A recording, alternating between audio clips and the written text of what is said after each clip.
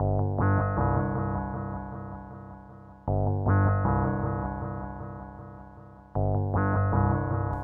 Dr. Vanessa Sinclair, and this is Rendering Unconscious. My guest today is Dr. Lara Sheehi, psychoanalytic practitioner, scholar, and activist.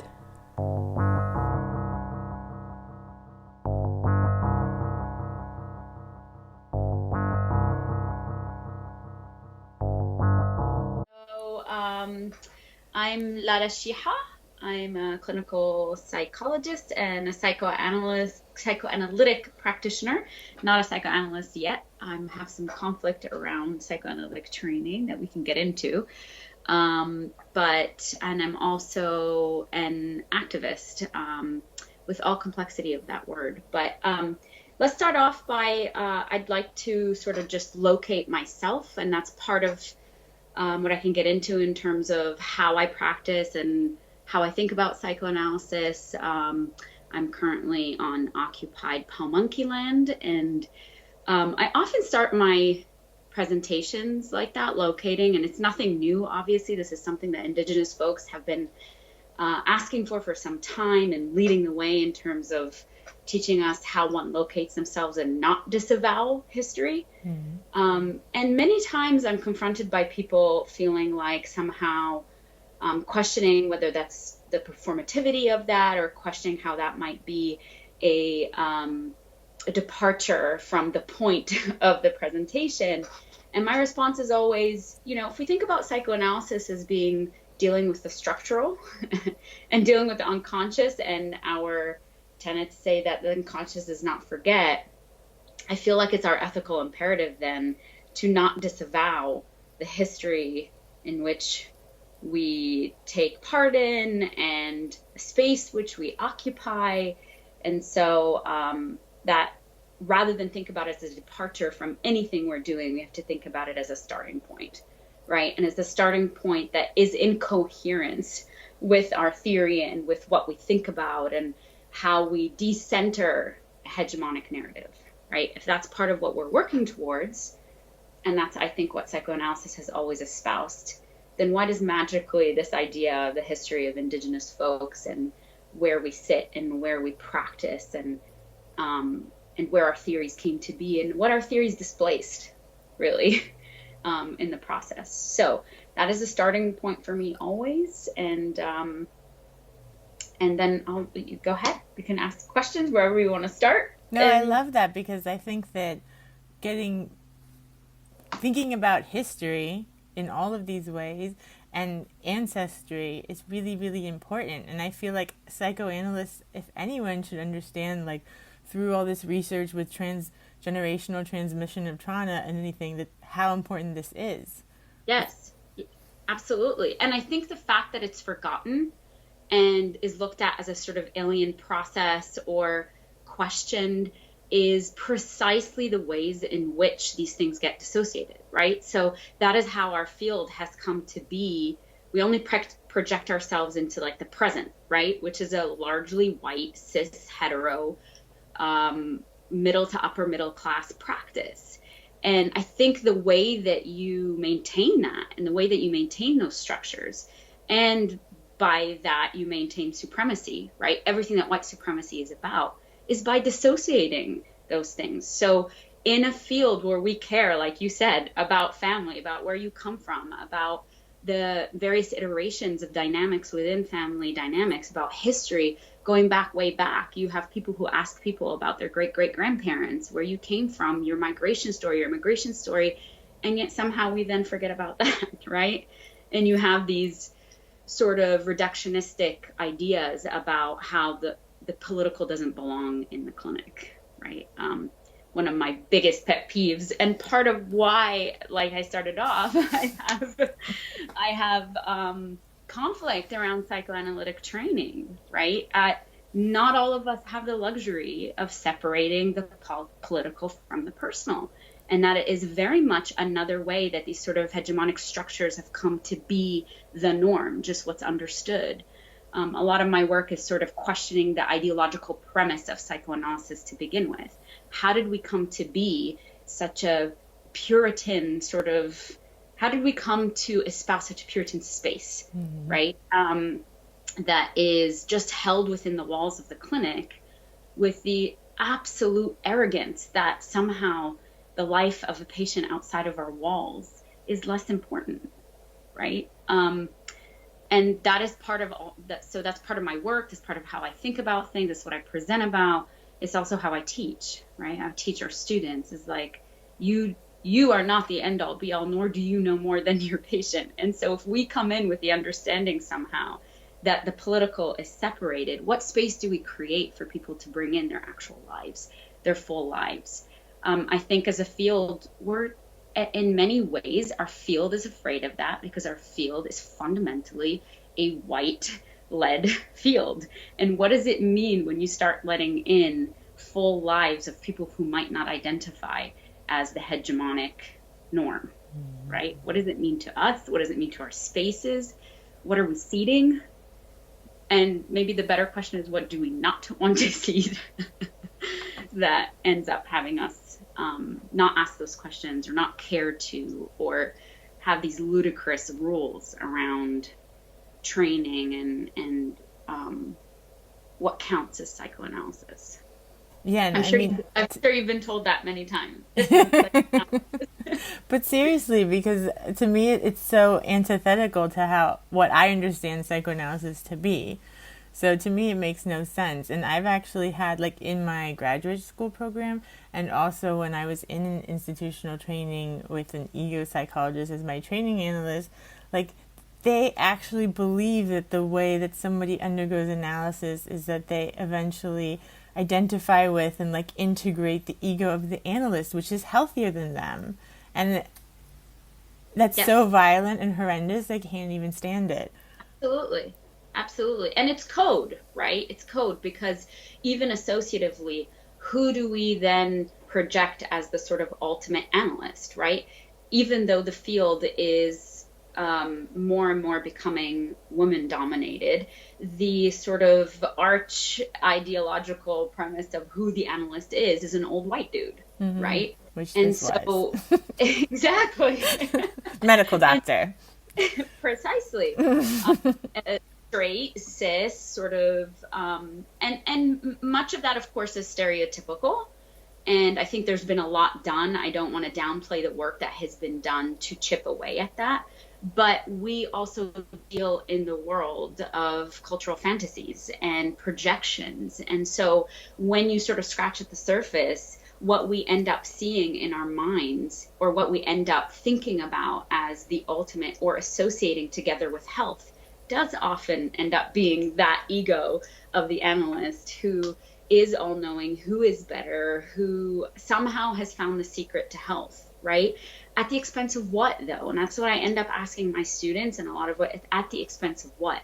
Because when you have a monolithic sort of idea about health and about, the primacy of certain characterological aspects, it's always to the exclusion of something else. And what we know historically is oftentimes to the exclusion of those who have minority status in one way or another, or to sort of more traditional and especially indigenous ways of thinking, right? That's what drew me to liberation theory. Liberation theory, yes. Okay.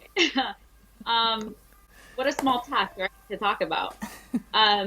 So I was saying that I got interested in liberation theory partially because, and how it applies to psychoanalysis. So like a liberatory psychoanalysis, liberation psychoanalysis. Because I think a lot of people, when I tell them, so I'm Arab, I'm an immigrant, I came here post 9/11, I don't have American citizenship, I'm on a green card. I'm a highly racialized subject. My childhood was that as well. I lived in Canada for about 7 years in a 1,000 population town in Alberta. And it was very, very, very racist and very anti-Indigenous as well. And so a lot of people, when they meet me now and they know about the work that I do, they're just kind of like, why psychoanalysis? Like, why the fuck are you in psychoanalysis?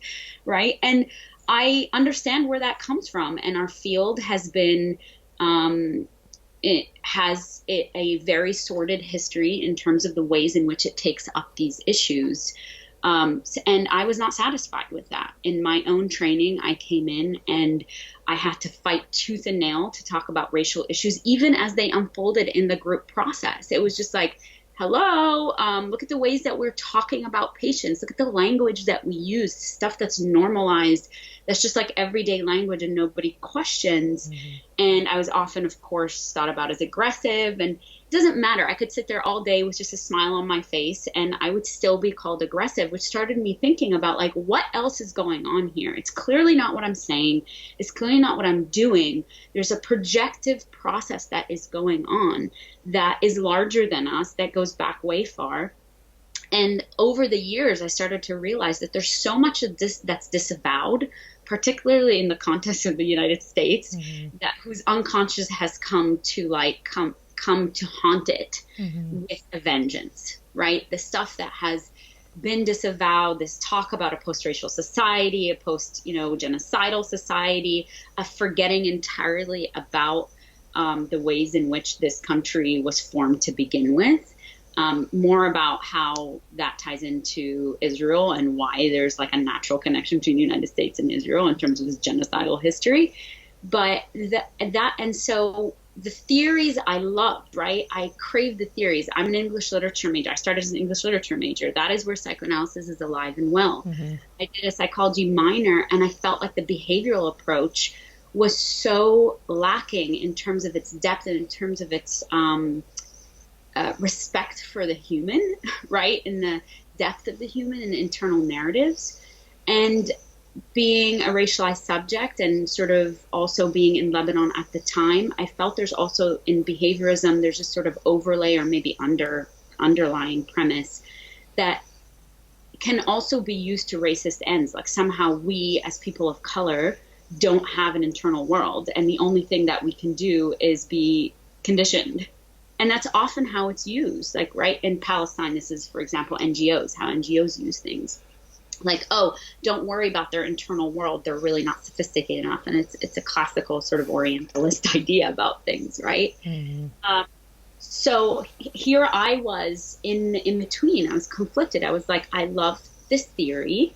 I feel like it has, along with sister disciplines, by the way, which are oftentimes just ignored entirely, right? Critical race theory and queer theory and all that. That's always ignored. But together, I feel like with the language, the tools, to uncover ideological processes. So something inside of me knew that was there, but in practice and in theory, that was entirely missing. And I was like, what is going on here that there are no spaces for us to talk about this? So when I found liberation theory, and I thought, what a great segue into psychoanalysis for my own thought. Now, of course, I'm not the first person to think about this. Fanon, having been somebody who naturally knew this, right, by way of his own location in this world and what he went through, and with this sort of natural understanding about the political and the personal, and about our role and our ethical imperative to provide language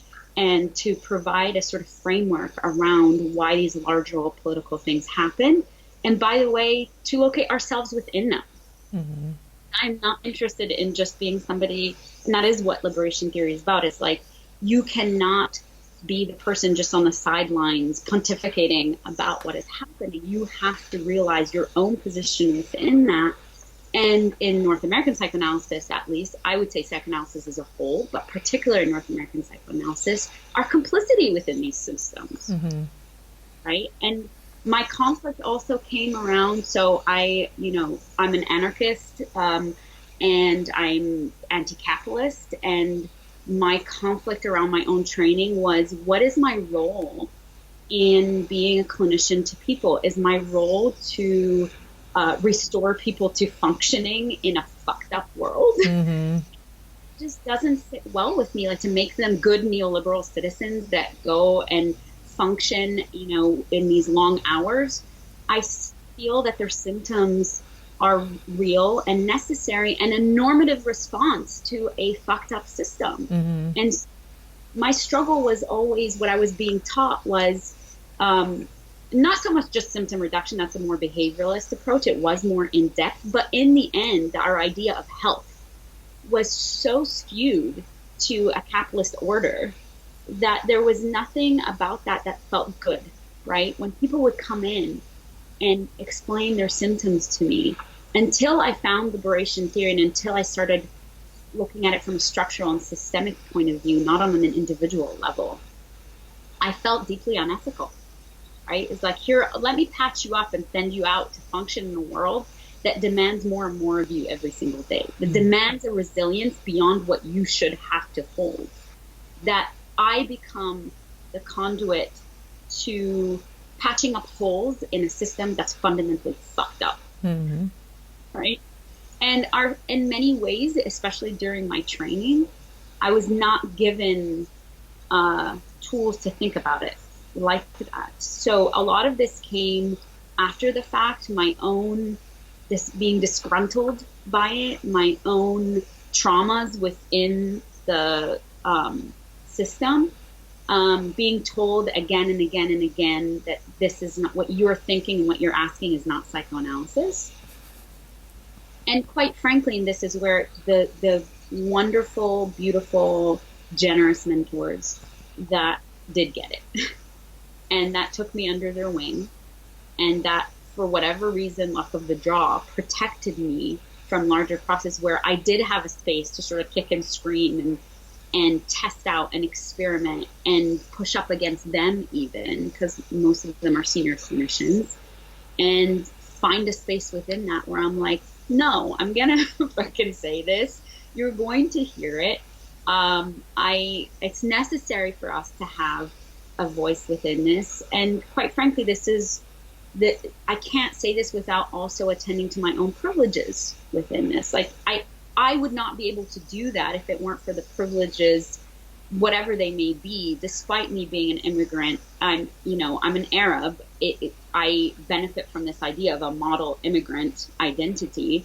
I'm, nobody, well, people did question my ability, my fluency, just that's sort of microaggression that comes with that. Like, how did you learn? You speak so well. How did you learn to speak English?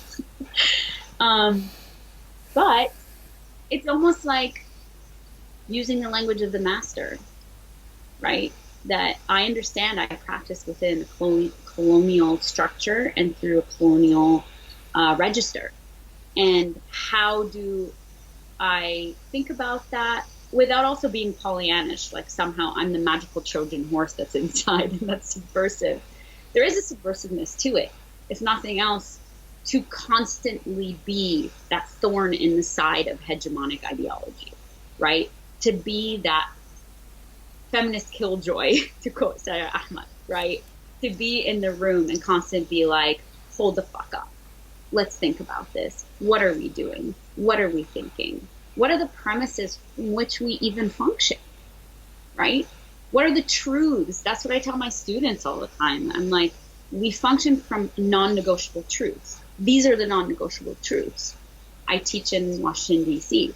Washington, D.C., particularly in the Northwest, is a heavily gentrified community. It was the first to be gentrified. It's the belly of the beast. We're 2 blocks away from the White House. How do I come into my room and just teach without locating that, right? It happened to me. I was taught in the same program that I teach in now. And there were other ways in which things were located, but not with that sort of tenor of non-negotiable truths. We sit on a land that was built by slave labor. We are on occupied indigenous land. There are structural inequities. There are systems of oppression, which psychology and psychoanalysis have eagerly practiced from and exploited and disenfranchised certain sectors to our benefit. And that is where we start. Those are the non-negotiable truths from where we start. And my students respond really well to that. There's something so liberating about reclaiming disavowed truths, right? And saying, this is non-negotiable. This is just the truth. This is where we start. And anything that we go from here is a departure from there versus working backwards. Yeah, I like that you called it post-colonial psychoanalysis. Yep. Because people are always asking me what kind I am, and I'm pretty eclectic. But post-colonial psychoanalysis, I could put that label on. Yeah. I would actually go further and say a decolonial psychoanalysis. Decolonial. Because post-colonial also sometimes is an out, right? Like a really comfortable liberal way of being like, I practice in a post-colonial world, where it's like, actually, no, we don't, because Indigenous folks are still being erased to this day. So it's like this idea of like, are you, are you against racism, or are you actively anti-racist? Decolonizing. Exactly. And I know that word has been thrown around really fast and loose, decolonial.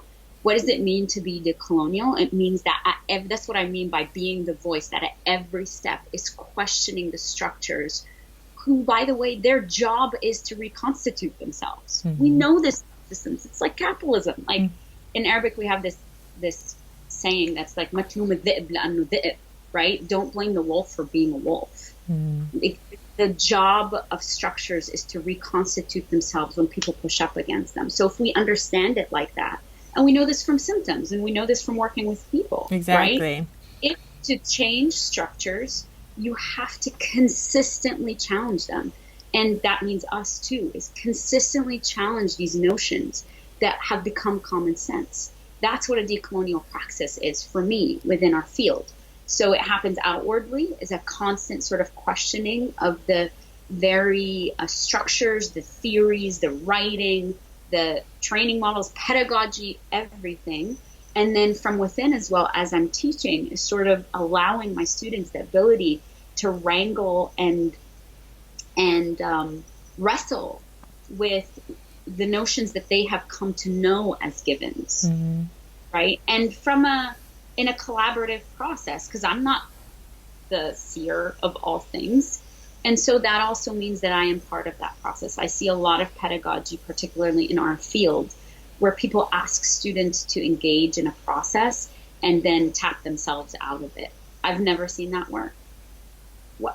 Why would somebody engage fully and with good faith if the person who's supposed to be modeling this is just like, but it stops here? I mean, we espouse that we've moved away from a one-person psychology, which is like this sort of Freudian everything's inside and intrapsychic, to a two-person psychology where we're co-creating everything until our own privileges get pushed up against. Then we regress so quickly to a one person where it's just like, well, wait a second, no, I'm not included in this. And people get that. Our students see it. They feel how disingenuous that is, and our patients do too. Why would I engage? That was part of my own struggles within my own work, my therapeutic work, when I went to therapy. And when I was in psychoanalytically oriented therapy, is not feeling like that person was genuine in their approach to really being in it with me. Right? There were limitations to that. Part of that was racial, of course, now I come to know. So. Yeah, well, let's talk about all these things that you're doing with, you're doing the next Division 39 conference. I'm one of the co-chairs, yes. Let's talk about that so people know. All right. Yeah, sure. So the APA, American Psychological Association, has many divisions, and the division that I'm part of, I'm the secretary of the division, is the Society for Psychoanalysis and Psychoanalytic Psychology. And every year we have an annual conference. This year I'm one of the co-chairs, along with my lovely co-chairs Nadine Abeid and Leilani Salvo-Crane, and it's March 18th to 21st in New York City. I'm very excited about it. The theme is reckoning/foresight. We're kind of working with this 2020, it's March 2020, but we also wanted to steer away from being ableist, right? So we didn't want to use 2020 specifically in that way, because we know the fantasy of 2020 is that there's perfect vision and the ableism that comes with that, because we also know there is no perfect vision. But so I think that this has been a labor of love in many ways because all three of us are women of color. It's the first time that there's three women of color. It's the first time, I don't think it's the first time there's three women, but it's the first time there's three women of color. And we really tried to piece together a steering committee that's representative also. And it's really amazing what can be created when you really do decenter the sort of, again, this hegemonic norm, right? So we have a steering committee that's unbelievably representative, both from credentials, by the way. So we have a psychiatrist on our steering committee. We have a social worker on our steering committee. Psychology has been very territorial in terms of like, oh, who belongs in our space and who doesn't, and which is also elitist, right? Particularly with regard to social workers, who, by the way, are the coolest fucking people. And I wish we all were social workers because they tend to have their pulse a lot more on political movements and political process, and have not forgotten sister disciplines in terms of their training, and we have. So we did want to open it up like that. We are also very gender diverse and what's it called, generationally diverse. And that is being shown in terms of what ideas are being generated about, like invited steering committee panels, right? And what we will be showcasing. So it's very exciting to be able to plan a conference that feels aligned with the values that we hope to see. This is where the theme comes from. I think psychoanalysis has been working very hard to try and address the systemic issues that you and I have been talking about, right? They're trying. I don't want to say they're not. But like all good white liberals, sometimes there's a speed away from like sitting in the shit that you created and feeling what that feels like, to be discomforted and to be confused and to not know and to have your privilege sort of hanging in the mix, right? And so then there's just been like this, what I would call manic defense against working through, ironically, right? So we have like the beginning and we have the working through, which we know clinically is the hardest part because that is when you are negotiating, what do I keep? What do I let go? What do I create? What have I had an affection and affinity for and an attachment to that, holy shit, this is not working, or this is really fucked up, right? And so we've seen this sort of, yes, the field has been sort of contending with issues of, for example, the effects of slavery in the clinic, right? The lasting effects, the wrecking effects of race. That's what Dorothy Holmes would call it, right? And there's been a struggle through that, and gender and issues of taking up. Do we take up the Me Too movement? Is there a Me Too movement in psychoanalysis? And bringing back Fanon, a resurgence of Fanon and Fanon's theory about decolonial work. And then all of a sudden you see the skip to like, oh, okay, now we're good. It's like, no, wait a second, we're not. Which is where this idea of reckoning came from, right? We still have to reckon with a lot of what we've done, right? Section 9 of Division 39 is the section of Psychoanalysis for Social Responsibility. And 2 years ago, we paired up with the Society of Indian Psychologists to draft an apology letter to harm done for Native peoples. And they led us through a sort of acknowledgement ceremony and accepted our apology on behalf of psychoanalysis. And the division later then signed on to that. This is the first time the Society of Indian Psychologists, at the time the president was Art Bloom, said this is the first time that any psychological entity has admitted to harm done to Indigenous people. And that's nothing. That's like literally, you're just saying, I did this, right? We know there's so much more to do, and committing to structural change means committing to structural change. It's not just I'm signing off on an apology letter. Then we took it up to APA, and now APA has a task force for an apology. But now what's in the works is also an apology to the LGBTQ community for harm done and continued harm done.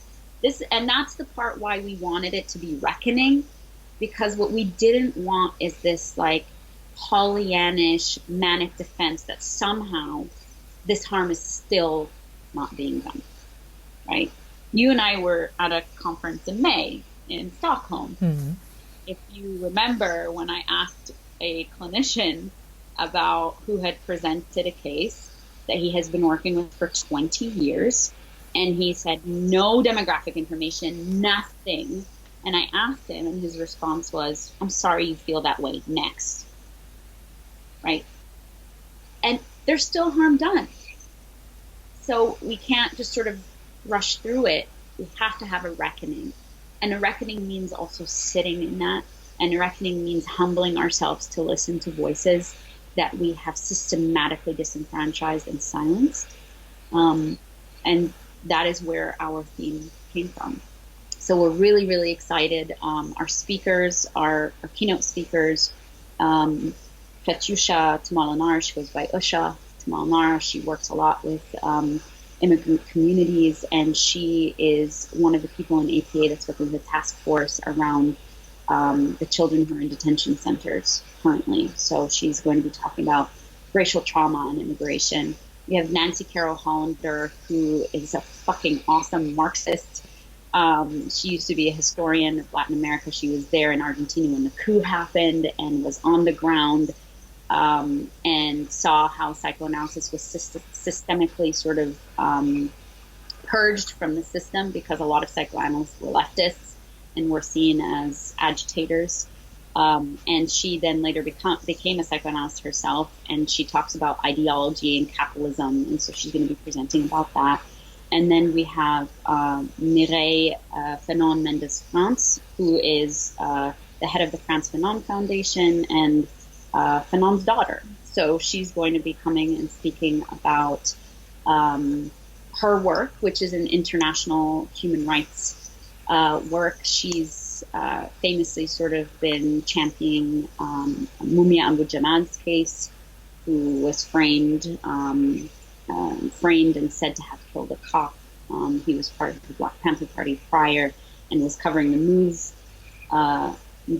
MOVE movement in Philadelphia after they were bombed, and sort of became a target, and has been a political prisoner since that time, and it was on death row and then appealed, but is a political prisoner who a lot of people champion and rallying around, but she has really worked very hard. So she comes to the United States several times a year to meet him. So you can see, even just from our keynotes, mm-hmm.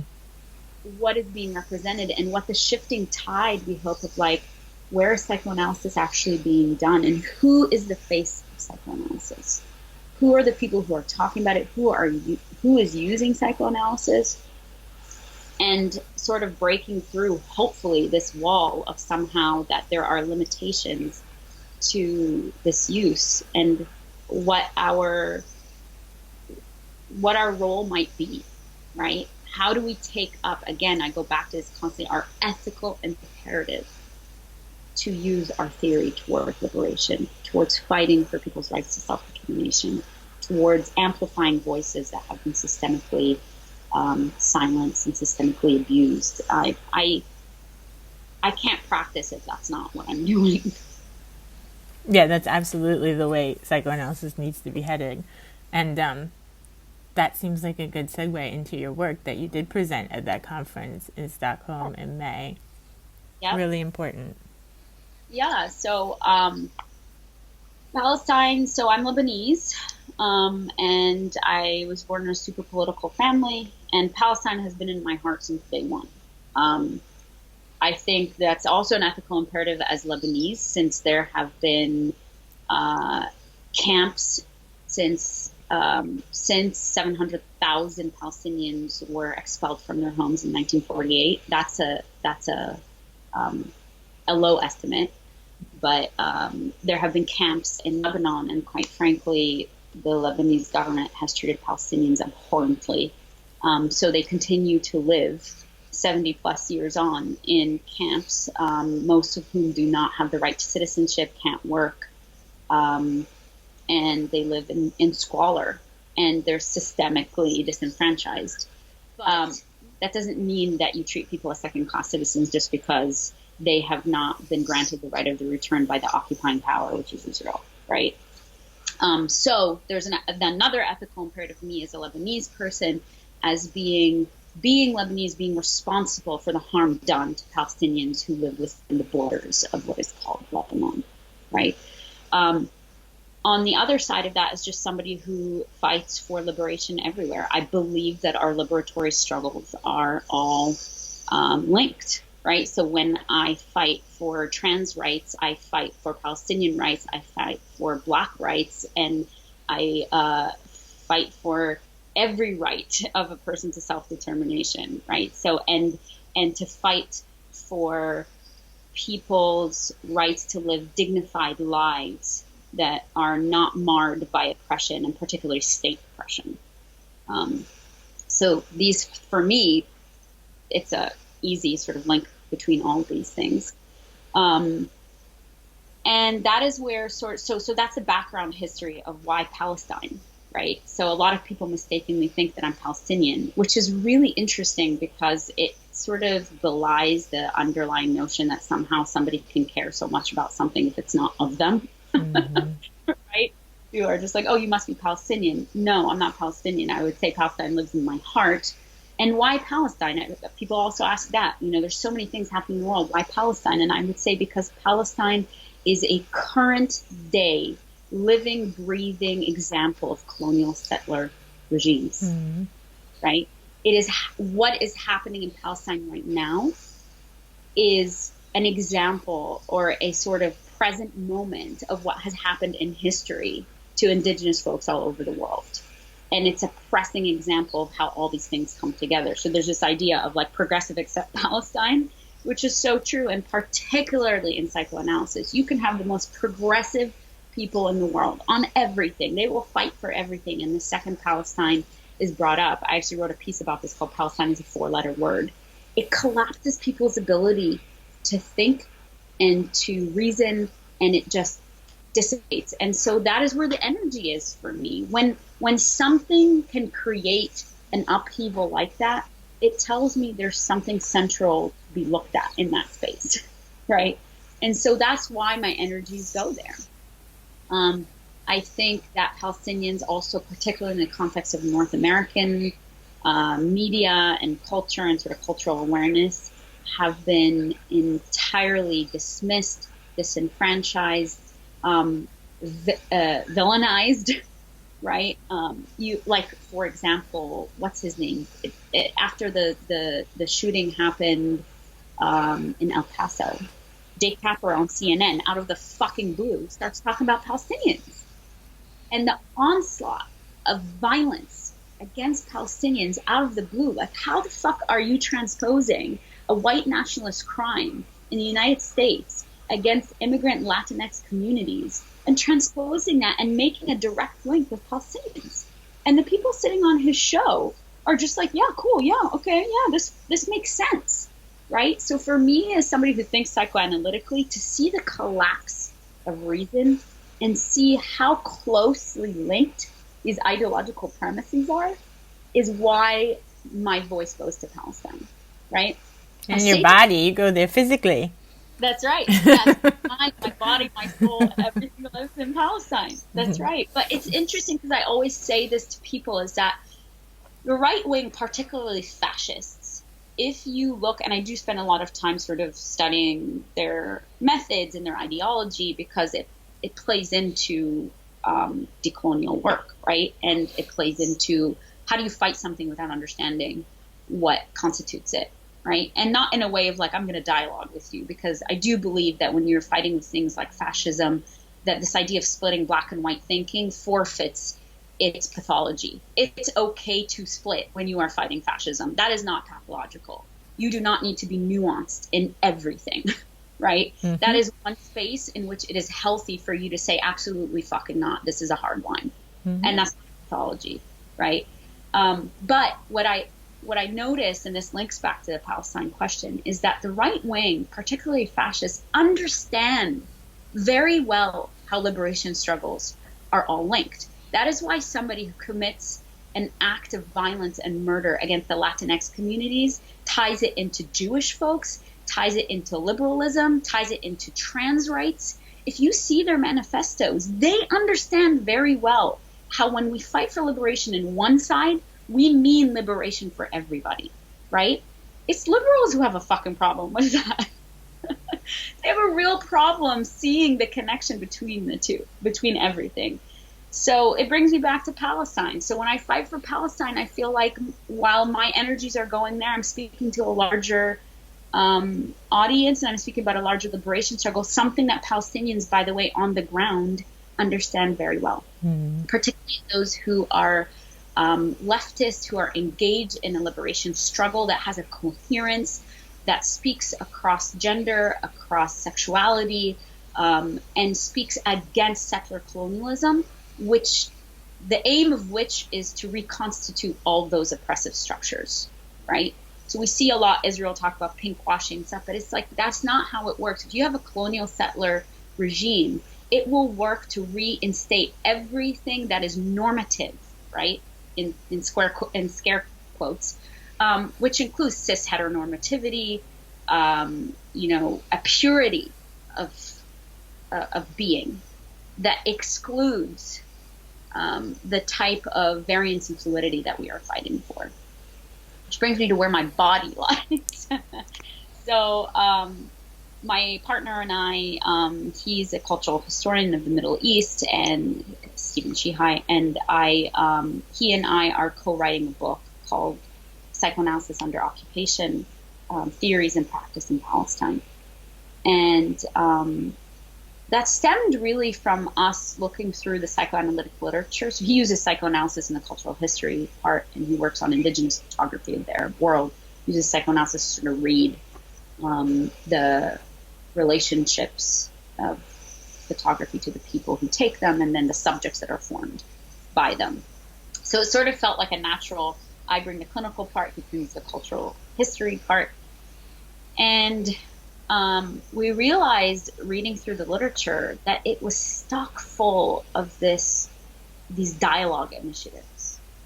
And relational psychoanalysis, particularly talking about dialogue and mutuality, right? And this incensed us, because this idea of somehow asking the oppressed to come to the table with the oppressor and cede their oppression in service of a larger peace is a losing battle for the oppressed. But it's spoken of as though it's the same thing, right? That each side has to let go of something, right? But that might be the wish later on. I'm not discounting that entirely, even though I have my reservations and suspicions about that. But it felt like a sort of a liberal ask, and one that was deeply steeped in an ideology of North American sort of individualistic speak that somehow places the individual over the collective. In fact, that's how it's been talked about, right? It's been talked about that you have to forego the traumas of the collective to step into an individual where you have an ethical way of being.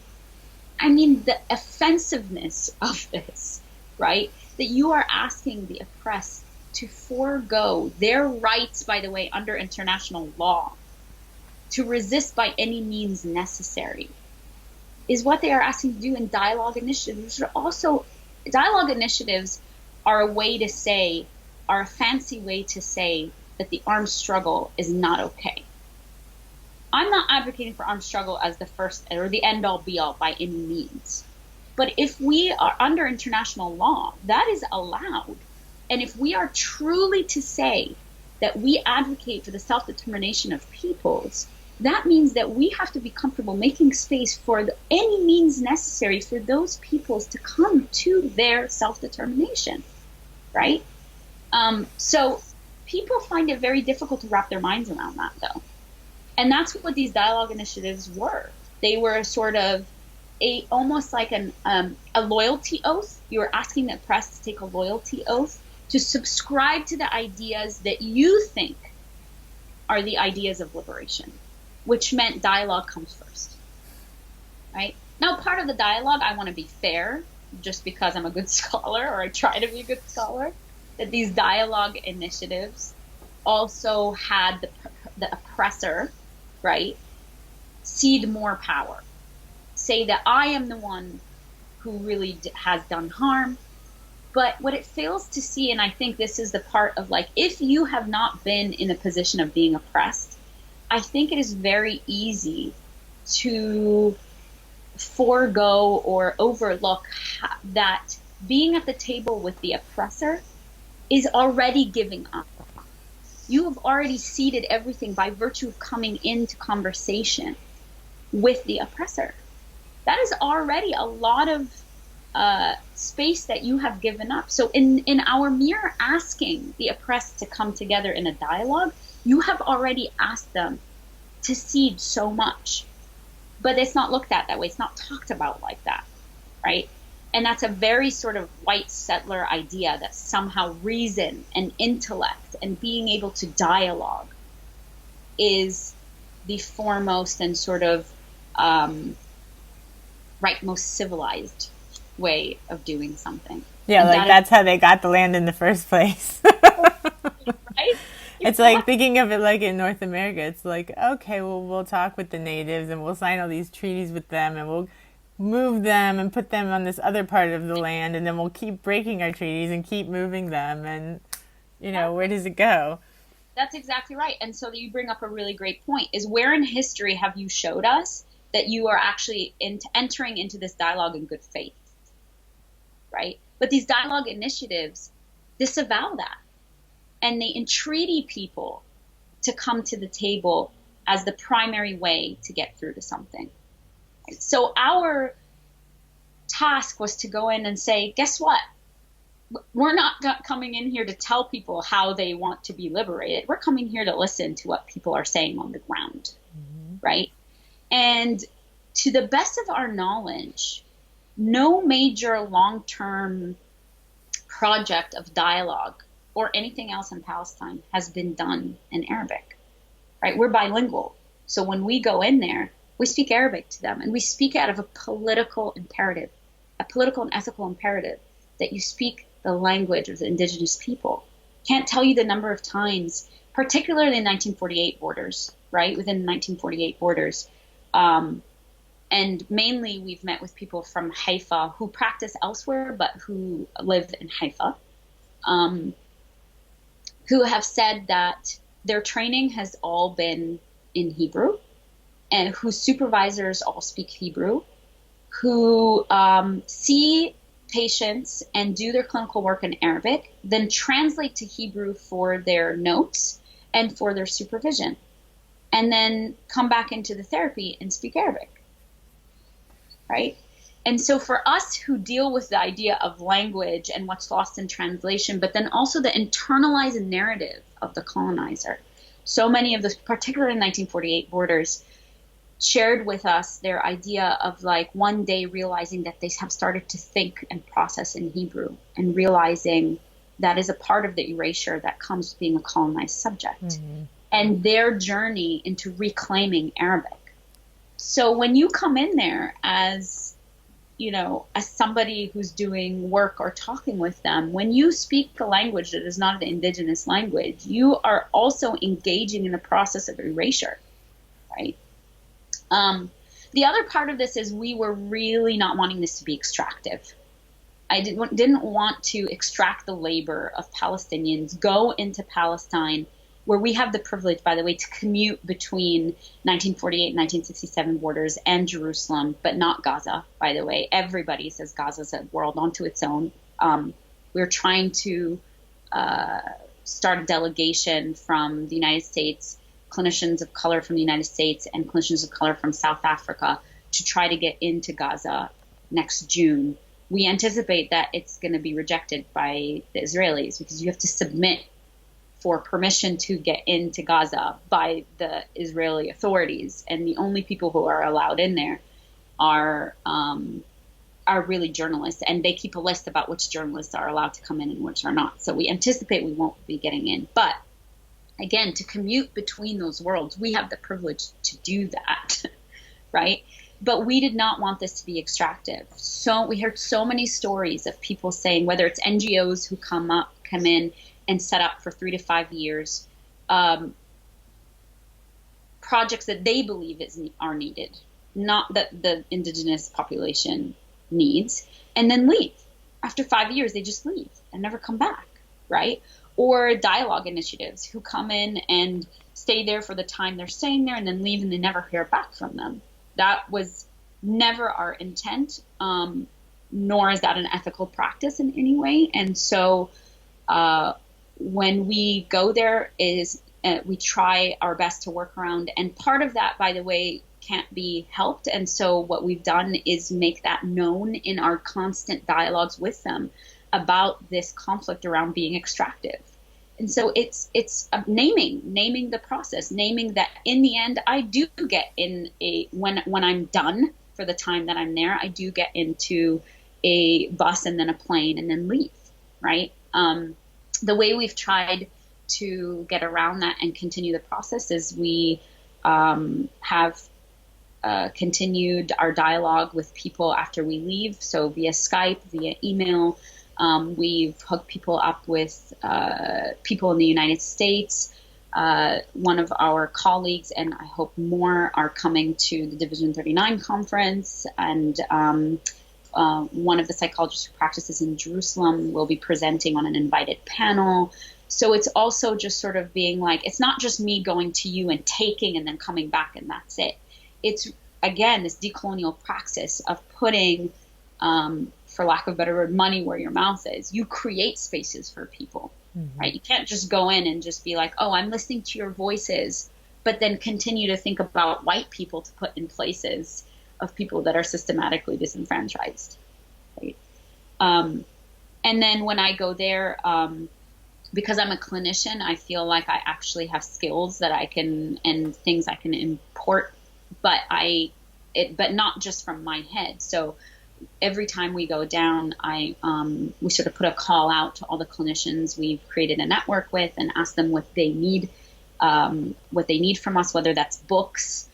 So a lot of my colleagues have bought books and sent it with us, books that are hard to come by, particularly in 1967 borders.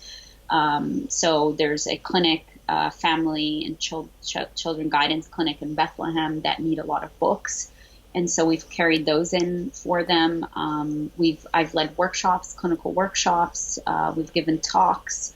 And so part of it is also being in that work. You don't just come in and take from people. You come in and you listen to them and ask what they need. And we do everything we can to accommodate their actual needs, not just tell them what they might need. That has been the single most important work of my life, truly. It's changed my world.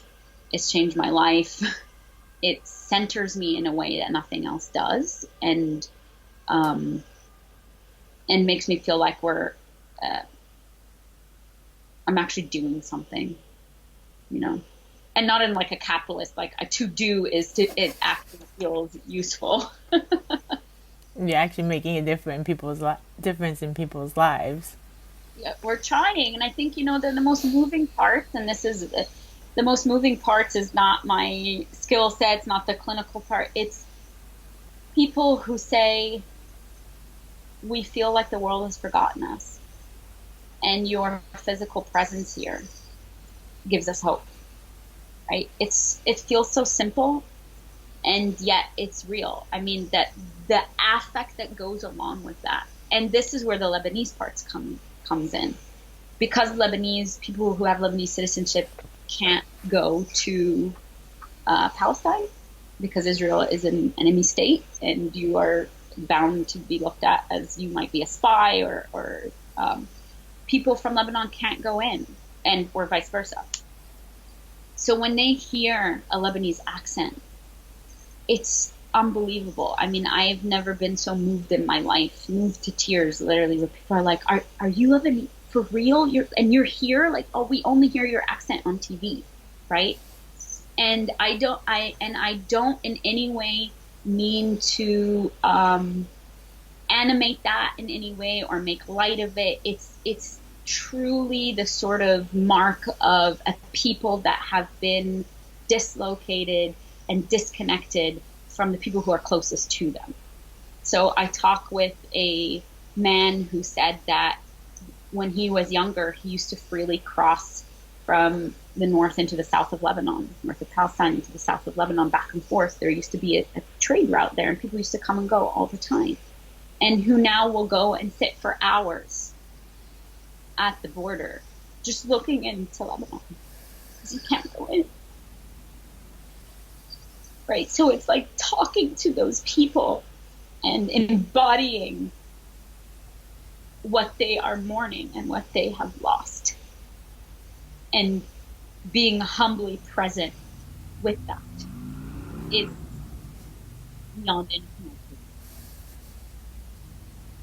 It carries me through the times when I'm so disaffected and so feel so demoralized, and definitely on listservs where people commit microaggressions all the fucking time. And it reminds me that's what I'm fighting for. Mm-hmm.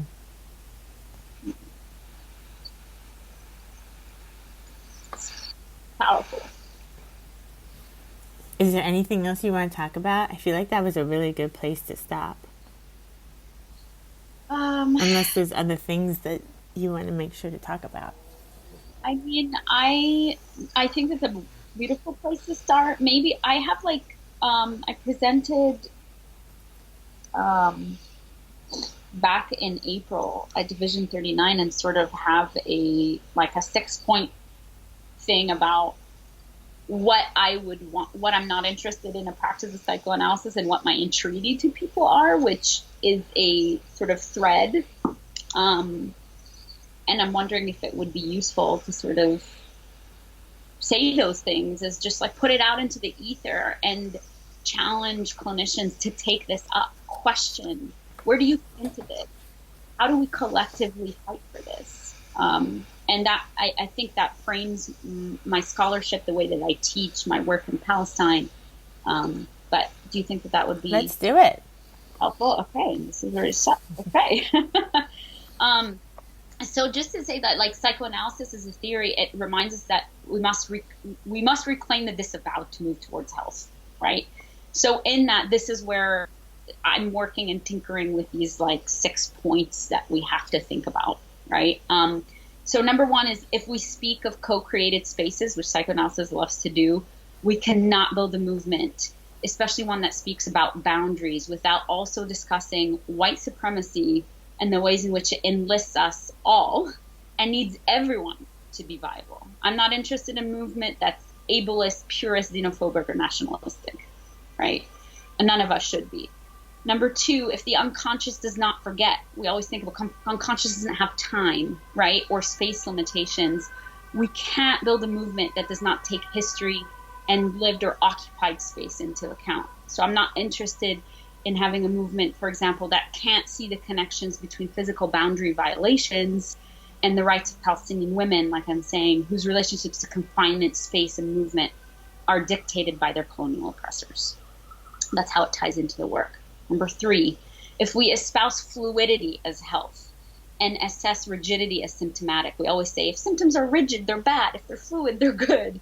We cannot build a movement that does not make space for trans, non-binary, and gender non-conforming folks, and also men, especially those who've been aggressed upon themselves. I'm not interested in an exclusive movement of psychoanalysis.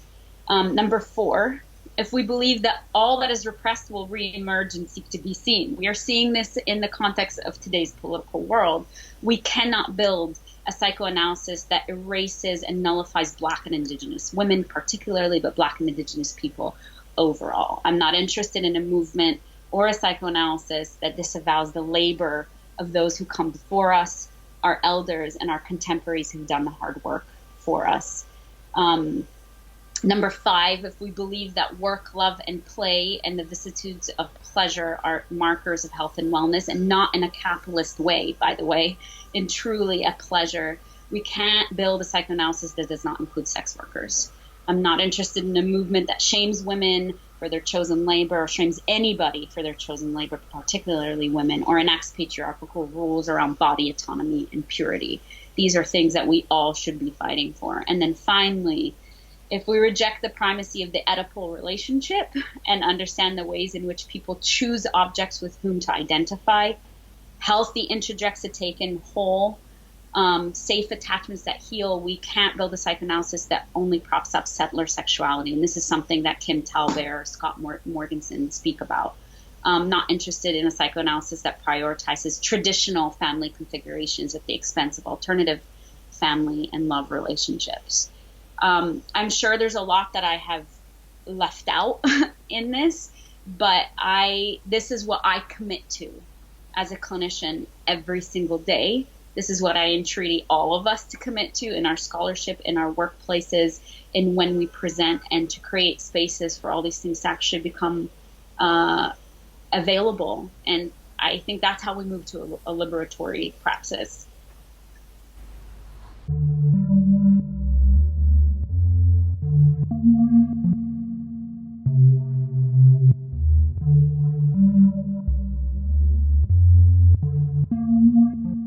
Thank you for listening to Rendering Unconscious.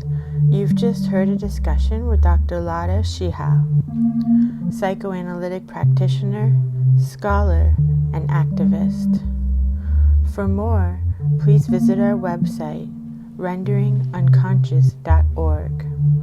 And for more about the conference of the Division 39 of the American Psychological Association, please visit their website, division39springmeeting.com.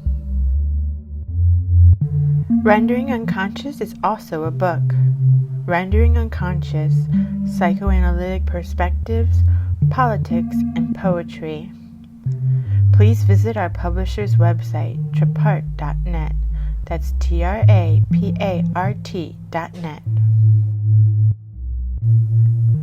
Please support the podcast at our Patreon. You can find the link below or visit www.patreon.com/VANESSA23CARL.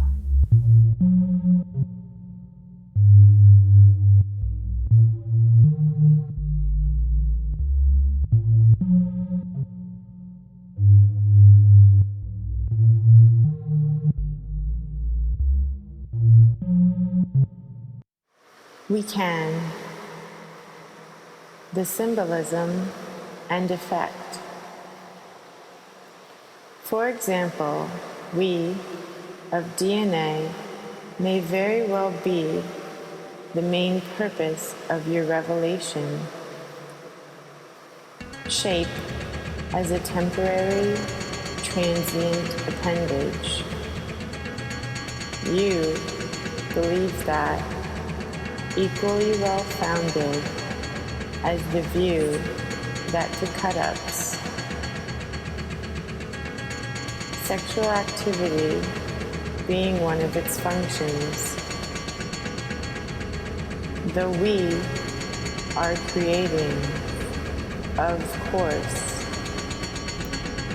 because I am the first to witness. All the more reason to break parents. Alt, the, and practice. S, that is going on. Written history. Pace. Allowing for us as humans to develop lighting light. A newspaper, and his. I longed for rather than impulsively, reflexively fucking. These basic elements, a couch, cot, animal hide. The one encouraged to, the merging thus revealing, they're excited. I know that to re-enter mortality, we must able to. Us busy, poor. Growth as one writing will consist expand is near. From these, trying to change your yantra. I don't is perhaps the create, unnameable, and we're emptied of all away, dropped or not. But if you succeed, you will be the ground upon, Master explained, all that has to be changed. Psychoanalysis. Give an illustrated talk. What happened? And into a woman. There is no other way. You is still doing. Painter 2. For the pair. For this experience from thee, a natural act into a ritual.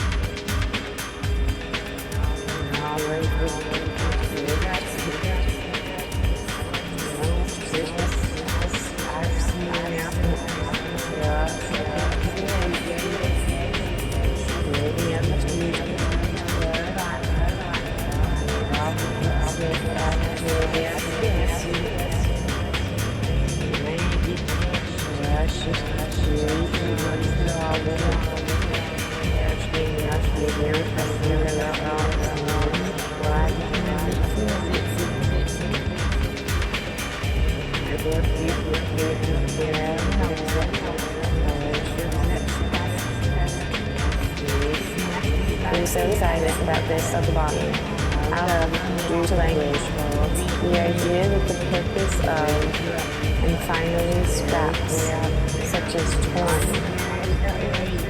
It started with your line.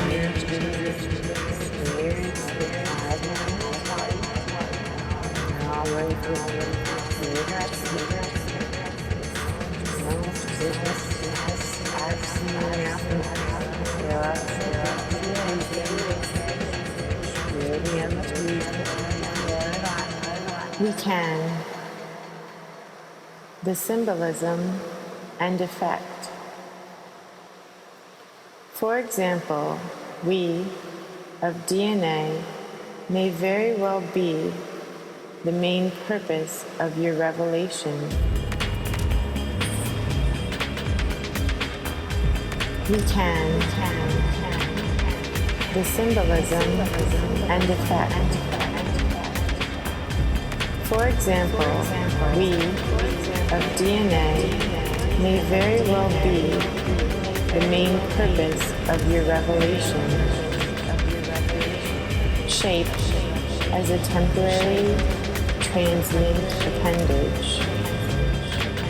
You believe that, equally well-founded as the view that the cut-ups,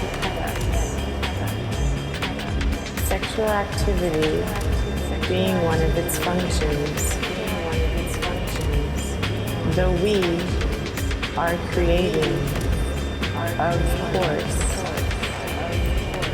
because I am the first to witness, all the more reason to break parents, alt, the and practice, S that is going on.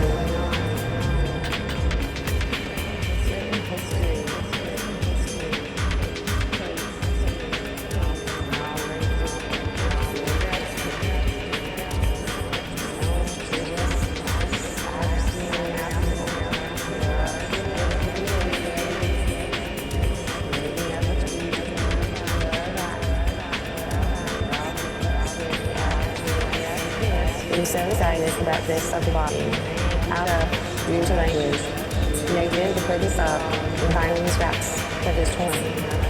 It started with your arm. I'm so excited about this of the body, out of, due to language, negative the purpose of, and finally scraps that is torn. started with the alarm.